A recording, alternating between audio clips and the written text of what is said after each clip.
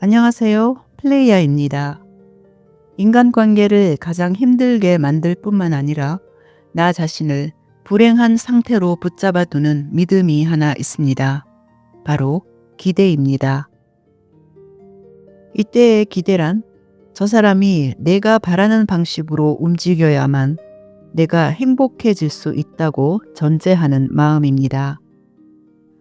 상대의 말과 행동이 내 기준에 맞아야 하고 내가 원하는 감정을 느끼게 해주어야 하며 그래야만 내가 편안해질 수 있다고 믿는 것이죠.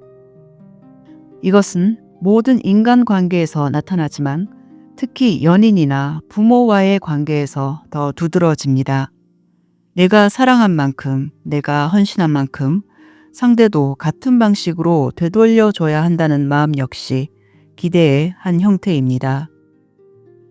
이 기대가 충족되지 않을 때 우리는 실망하고 서운해하며 때로는 상대를 원망하게 됩니다.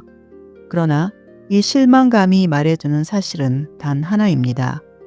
내 감정이 나빠진 이유를 전적으로 상대의 탓으로 돌리고 있다는 점입니다. 내가 지금보다 더 편안해지려면, 더 행복해지려면 당신이 변해야 해.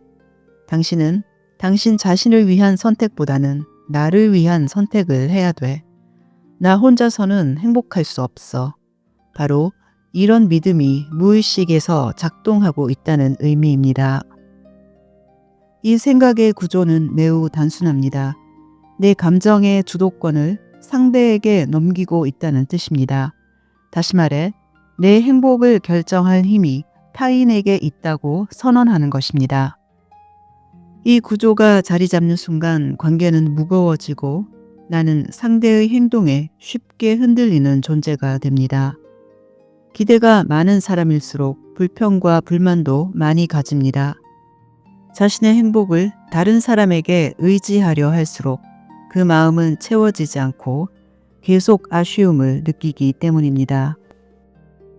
그래서 기대는 관계를 어렵게 만들고 동시에 나를 가장 무력하게 만드는 이유가 됩니다.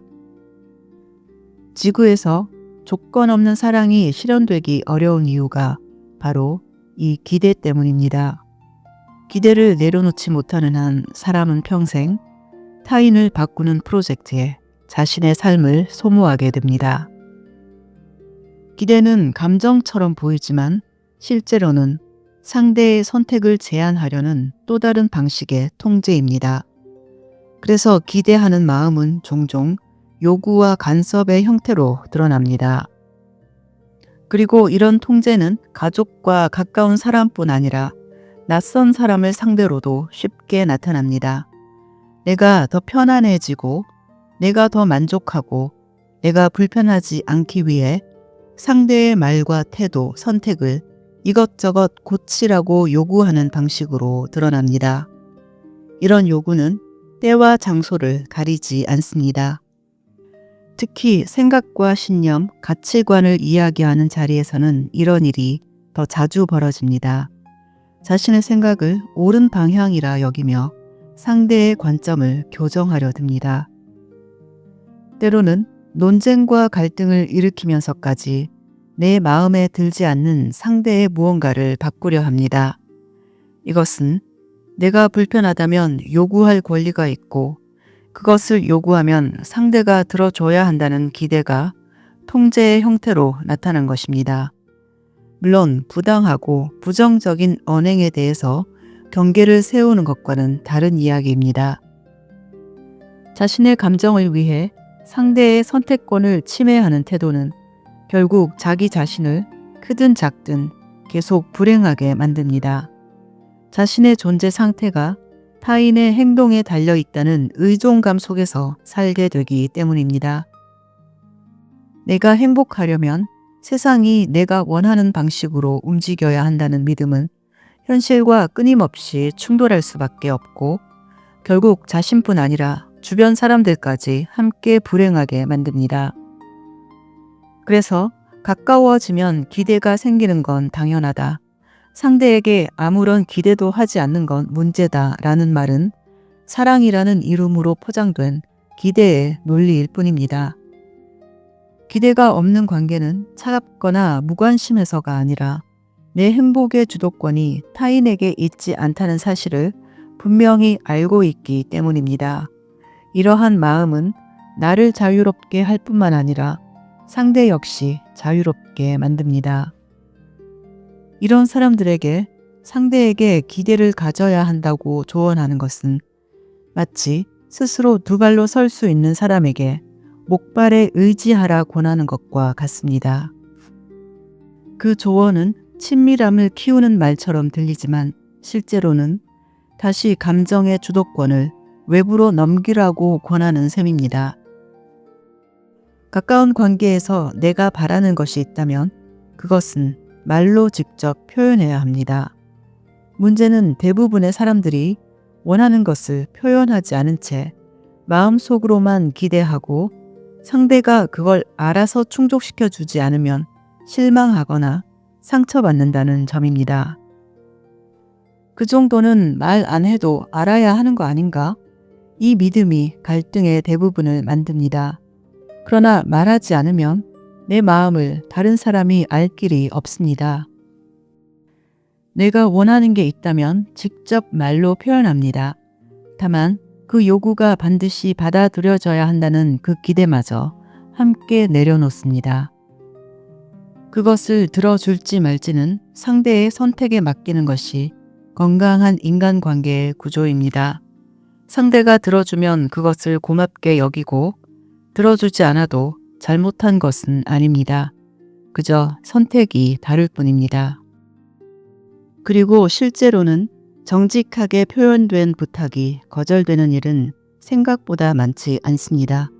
설령 거절하더라도 그 역시 상대에게는 그럴 만한 이유가 있는 것입니다. 이 역시 솔직한 대화를 통해 이해할 수 있습니다. 만일 어떤 순간 몰래 서운한 마음이 스쳤다면 아, 내가 기대를 하고 있었구나 라고 알아차리면 됩니다. 자각이 일어나는 순간 그 기대는 자연스럽게 내려놓을 수 있게 됩니다. 그리고 우리는 다른 사람을 행복하게 만들기 위해 그들의 기대를 모두 충족시켜야 한다는 관념 역시 내려놓을 필요가 있습니다. 이 말은 누군가를 돕지 말라거나 배려하지 말라는 뜻이 아닙니다. 자발적인 선택에서 나오는 배려나 도움은 나에게도 기쁜 경험이 될 수 있습니다. 하지만 누군가의 기대에 맞춰 사는 것은 결국 나를 지치게 만듭니다. 그 누구도 다른 사람을 행복하게 만들어야 할 의무는 없습니다. 이 관념은 사실상 이 사람은 스스로 행복해질 능력이 없다고 믿는 것과 다르지 않습니다.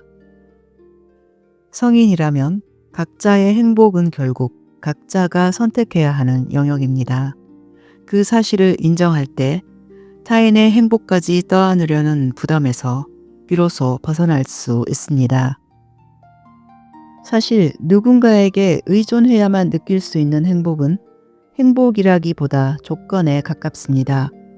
다른 사람이 나를 만족시켜 줄 때만 유지되고 그 조건이 사라지는 순간 언제든 불행으로 바뀔 수 있기 때문입니다. 그래서 기대가 많은 사람 곁에 있으면 우리는 불편함을 느낍니다.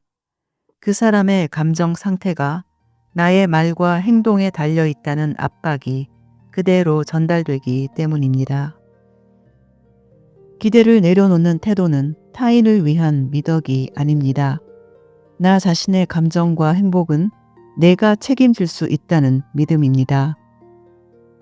이 믿음을 통해 가장 먼저 편안해지고 자유로워지는 사람은 바로 나 자신입니다. 그리고 그 안정감은 자연스럽게 나로부터 발산되어 사람들 역시 함께 있을 때 편안함을 느끼게 됩니다.